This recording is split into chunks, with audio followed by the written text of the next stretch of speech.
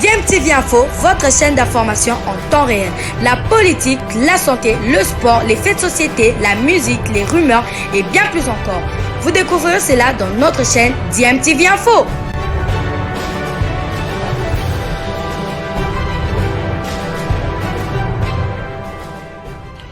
Vous êtes sur DMTV, bonjour ou bonsoir, tout dépend de l'heure à laquelle vous nous suivez. Tout plaisir est pour nous de vous retrouver, mais surtout de savoir que vous êtes nombreux en train de suivre votre chaîne YouTube DMTV. DMTV qui vous propose l'actualité, vous propose également des analyses et des réflexions sur des sujets d'actualité, sur des faits sociaux, tout simplement sur des réalités que nous observons ici chez nous en République démocratique du Congo.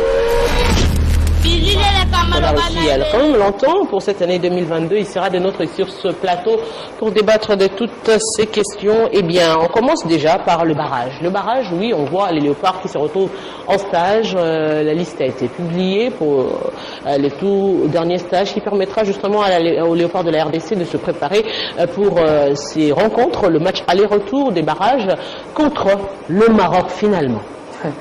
Oui, contre le Maroc finalement. Un adversaire facile n'existe pas en football parce que aucune équipe n'a été cooptée pour atteindre ces niveaux. Toutes les équipes ont joué les éliminatoires en phase des groupes et pour se retrouver en barrage. Donc je crois que le Maroc est un adversaire comme tout autre. On pouvait tomber sur l'Algérie, on pouvait tomber. Mais je pense que le plus important, c'est que l'RDC doit travailler sur les faiblesses et les qualités de l'équipe marocaine.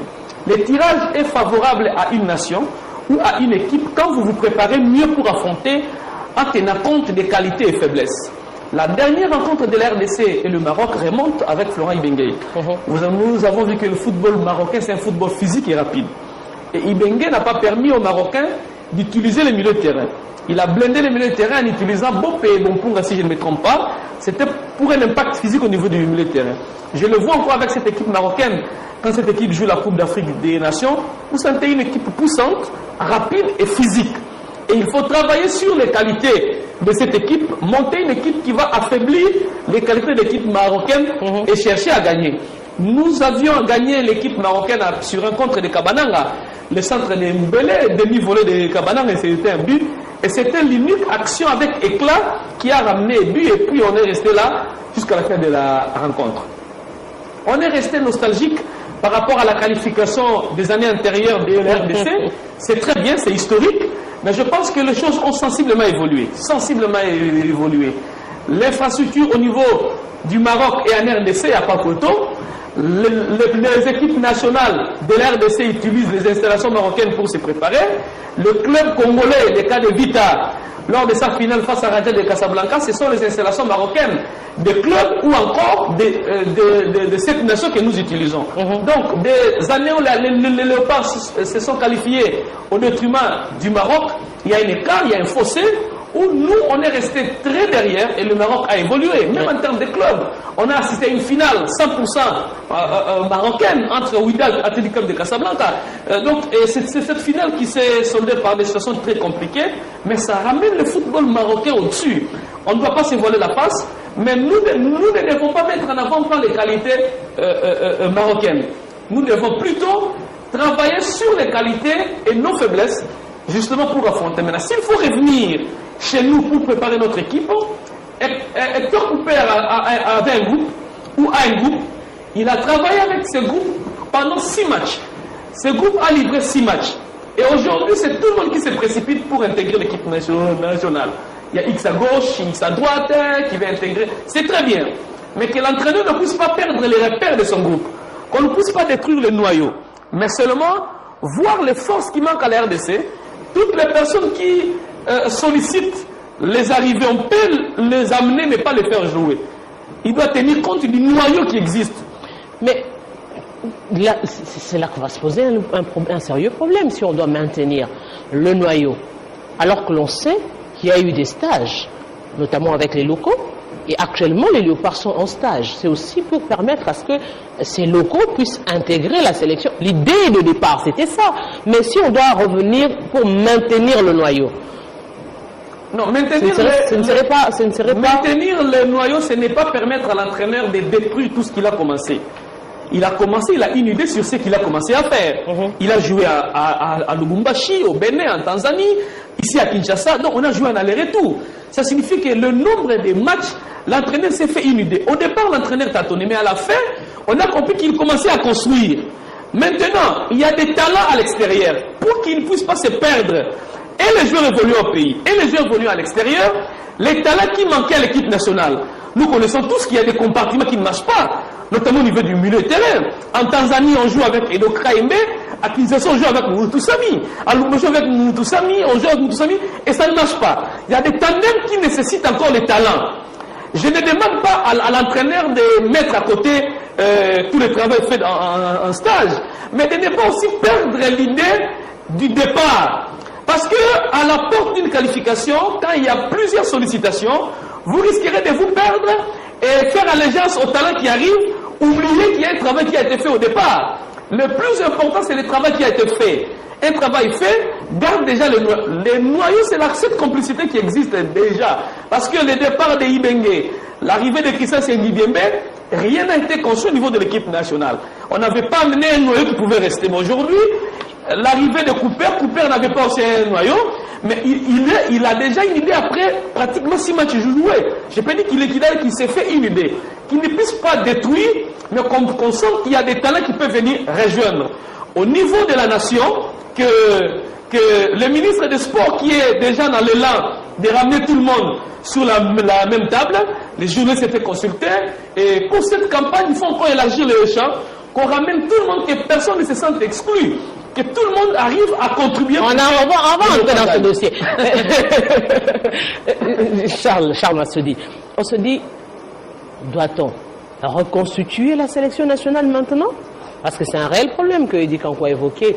Avec ces 2 stages, on a vu, l'idée c'était aussi de pouvoir intégrer, maintenir le noyau, greffer certains joueurs dans certains compartiments, ou carrément continuer dans le même élan pour ces 2 derniers matchs.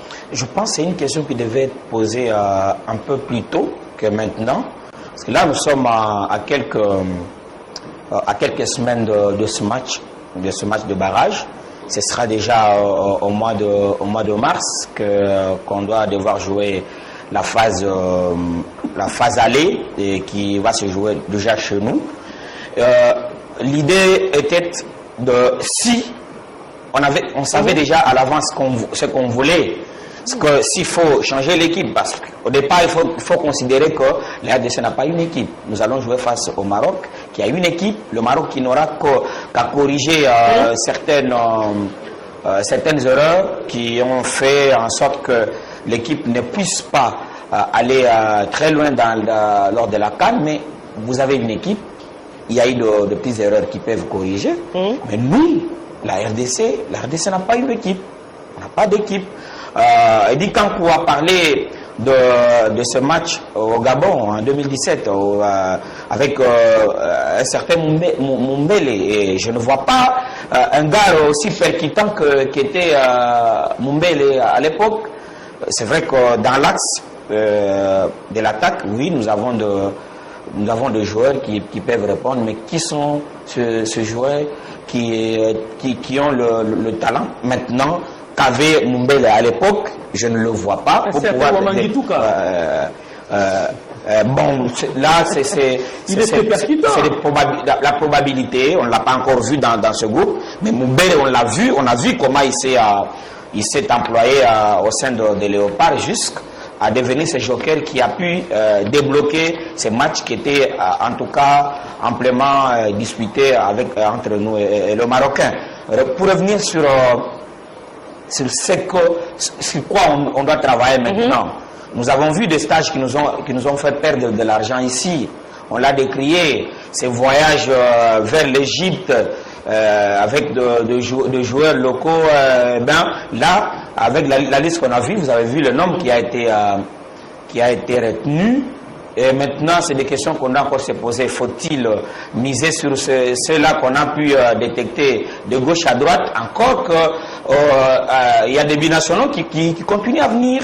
C'est à ce niveau que je reviens quand même Eddie Kankou, tout en regrettant d'avoir perdu de l'argent parce qu'il y a des gens qui voulaient se faire un peu d'argent avec ce stage. Avec ces stages. Mais là, il y a une nécessité certainement de pouvoir renforcer certains compartiments. Donc vous si nous espérons, comment ça? Il y a nécessité, on a... Oui, mais les renforts, je ne parle pas de ces joueurs que vous avez ramenés là-bas. Quand je parle renfort, Vous négligez l'apport de joueurs évolués au pays, seulement parce qu'il y a quelqu'un qui vient des X ou Y places. Je pense qu'on doit mettre tout le talent au profit. Et ceux qui viennent de l'extérieur, et ceux qui évoluent au pays, ce sont des Congolais qui peuvent... Vous constaterez qu'Edi Kankou devient agité. Il a parlé pendant plus de 10 minutes. Je n'ai même pas toussé. Aussitôt que je prends la parole, il commence à entrecouper. Continuez de parler alors.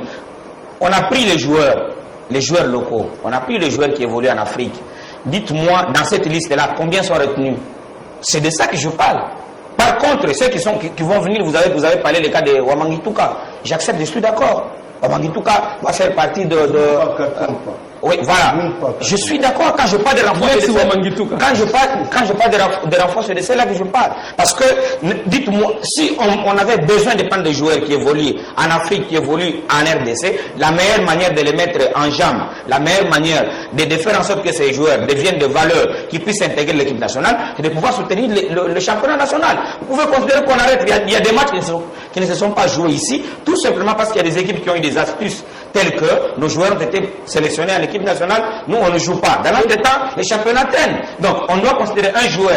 Ceux-là qui vont venir de l'Europe, on va les prendre sur base de ce qu'ils sont en train de faire dans leurs équipes respectives. Bakambu, vous avez vu ce qu'il a fait avec Marseille. Vous avez vu Wamangituka que vous citez, Edo KMB, vous avez cité. Vous savez ce qu'il est en train de faire aujourd'hui avec son équipe. C'est comme ça, on prend un joueur qui est en train de briller dans son équipe. Et non pas considérer l'équipe nationale comme le lieu où on vient former les équipes. L'équipe nationale, on prend les meilleurs qui sont en train d'exploser dans leur club. C'est comme ça, mais ce n'est pas créer des stages pour se faire de l'argent. Après, vous avez dit non, vous ne voulez pas de l'évolution de nos joueurs. Tous sont des Congolais qui évoluent en Allemagne, en France, en Tanzanie ou au Rwanda. C'est un Congolais, il mérite de jouer à l'équipe nationale, mais pourvu qu'il puisse exceller dans son club. Ce n'est pas venir dans le club pour créer des stages bidons pour se faire de l'argent au motif qu'on est en train de chercher des joueurs. Les entraîneurs sont payés pour détecter les joueurs dans leur club. D'ailleurs, c'est pour ça que nous avons, même au sein du staff technique, celui qu'on appelle le coupeur, comment vous appelez, celui qui est chargé le rôle que jouait Zahir Aboun Zahir dans l'équipe. Il y en a, son rôle, c'est de superviser le joueur, de voir qui mérite de venir à l'équipe nationale. On va créer des stages pour se faire de l'argent. La question, c'est le statut de l'équipe nationale. Le problème, c'est le statut de l'équipe nationale. Le statut de l'équipe nationale, Charles Massoudi, oui, qui met celui qui vit dans son club. Dans une promenade sans tête niquée, ça n'a rien à voir avec la question posée par Madame Arlette. Ah bon? La question posée par Madame Arlette, c'est de dire, on prend. Je suis là. C'est lui qui fait justement, puisque je suis là, je peux justement. Vous avez bénéficié de cet argent, mais c'est du Kankou. On prend quand même le temps de saluer Junior Bompema qui nous a rejoint ici sur ce plateau. On signifie que la presse avait dit sur ce plateau.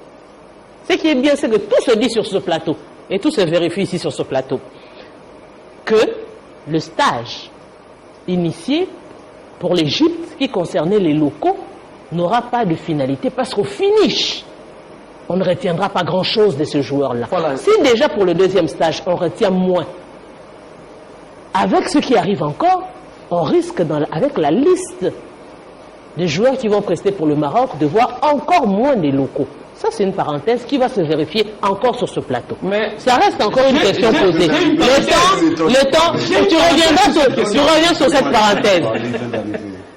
Junior Bompema, bonjour, bienvenue. Bonjour à la côté là, c'est les chances de la RDC. Je salue Edi Kankou, fils Camoun également, Charles Massoudi et tous les amoureux des Télé 50, surtout de cette émission. En fait, les chances, moi je demeure congolais.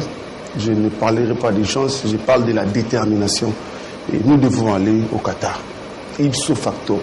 Quelle que soit la forme du Maroc, quelles que soient les armes qu'ils ont entre leurs mains. Il ne suffit pas de le dire, il y a des préalables. Au fait, Carlette, il y a des signes avant-coureurs qui peuvent dire oui, nous allons aller à la CAN. Au fait, l'avantage que nous avons aujourd'hui, c'est de voir comment évoluent toutes ces équipes. Finalement, notre adversaire s'appelle le Maroc.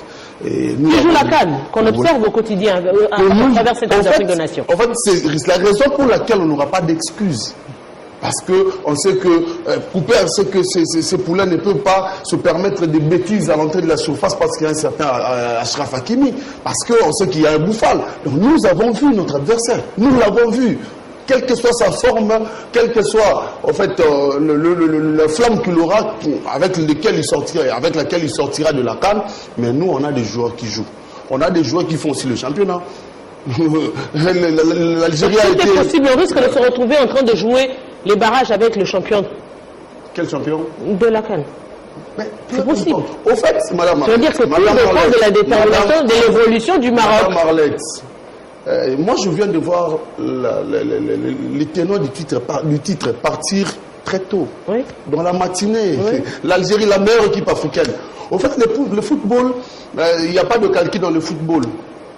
Personne n'avait dit avant la CAN que l'Algérie partirait à ce stade. Personne. J'ai dit personne, alors personne. Ça reste des calculs. Personne n'avait... Ça n'a rien à voir. Il a été champion de la CAN, la précédente CAN, il y a combien d'années? Les performances ont changé. Nous sommes en train de parler sur papier. Oui, justement, c'est pourquoi je dis, les analyses sur papier, ça reste des statistiques. J'ai dit ceci. Je ne donnerai aucun avantage au Maroc. Okay. Moi, mon pays, en tant que Congolais. Et je reste ferme et confiant qu'après les 180 minutes, la RDC est en train de fêter, nous sommes au Qatar. Ça, je le dis, ça se vérifie sur ce même plateau. Oui. Je le dis. Parlons maintenant de la perte de temps dont tu as parlé tout à l'heure, Charles. Je pense qu'il faut quand même qu'on soit sérieux. Le Congo a besoin de plus que ça. Le Congo a besoin d'un contenu. Vous voyez, maintenant, on peut se référer à un certain Achraf Hakimi qui joue avec Lionel Messi, qui joue avec Mbappé, qui joue avec Verratti et tout. Nous, on a quand même un certain Bakambo. Pourquoi Bakambo n'est pas venu au stade, les tout derniers? Ceux qui sont venus dans la plupart, les tout derniers stages, ce sont les joueurs qui n'ont pas de temps de jeu. Dans la plupart. Je ne vois pas Hector Cooper faire confiance aux gens qui n'ont pas le temps, à moins qu'il n'ait pas de choix. Mais il y a quand même une certaine volonté des joueurs congolais. Je n'aime pas les appeler les binationaux, ce sont les Congolais. Peut-être nés en France et tout. Ça ne pose pas de problème. Ce sont des Congolais qui aujourd'hui manifestent de plus en plus l'envie de jouer pour le Congo. Bon, attendons début mars, on verra ce que ça va donner. Mais je pense qu'on a perdu énormément. Bon, on n'a pas perdu du temps. Dans le contrat du sélectionneur, il est repris qu'il y a un billet d'avion pour superviser les championnats nationaux. C'est-à-dire que l'argent qu'on a perdu en Égypte, c'est quoi le pays? Ils étaient en Égypte. Le pays où nous sommes maintenant. Bahreïn, je n'ai même pas envie de retenir. Bahreïn, comment? Bahreïn. Tu faire quoi? Aller superviser un certain Maniema Union Mazembe, payer un billet d'avion, aller à Goma voir un certain dauphin noir. Il y a des hôtels où on peut loger. Au fait, les sélectionneurs ne pouvaient pas perdre autant de temps pour les joueurs qui n'allaient pas recruter. S'il fallait faire un noyau, c'était de choisir les meilleurs du championnat. Les choisir dans la meilleure façon, c'est d'être au stade des Martyrs, voir avec Club Renaissance, voir JSK Rangers, voir Maniema Union Don Bosco. Aujourd'hui, on a un alléchant avec le Motema Pembe Don Bosco. Là, on allait la voir, on se voit qui excelle. Je pense qu'on a perdu trop de temps. Mais bon, je ne voudrais pas moi être trop exigeant. Parce que là, j'ai maintenant un nouveau slogan, en route pour le Qatar. Je ne détruirai jamais mon pays. Nous irons au Qatar, mais il faudrait quand même que les gens économisent pour le pays. Alors, vous savez, madame, une petite parenthèse. Oui. Je viens là, je suis venu en retard. J'ai dû abandonner même le véhicule parce qu'il y a un bouchon terrible. On a parlé de Kinshasa sans trou, mais j'ai été bloqué parce qu'il y a Kinshasa trou. Vous voyez, des petites pertes comme ça, il faut les mettre au profit, par exemple, des routes et tout.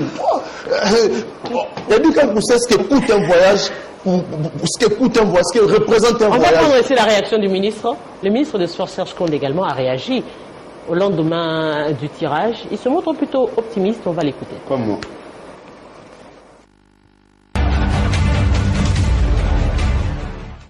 C'est d'ailleurs pour moi l'occasion de remercier le bon Dieu parce que je pense que moi et beaucoup de Congolais comptaient sur ce tirage au sort et voulaient que ça tombe sur le Maroc.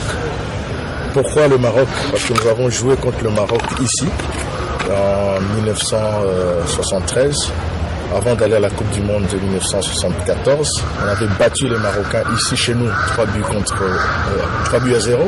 Et le match retour, ils ont même refusé. Donc c'était un match, on les a battus par forfait. Je pense que l'histoire va se répéter. Notre objectif est de jouer la Coupe du Monde.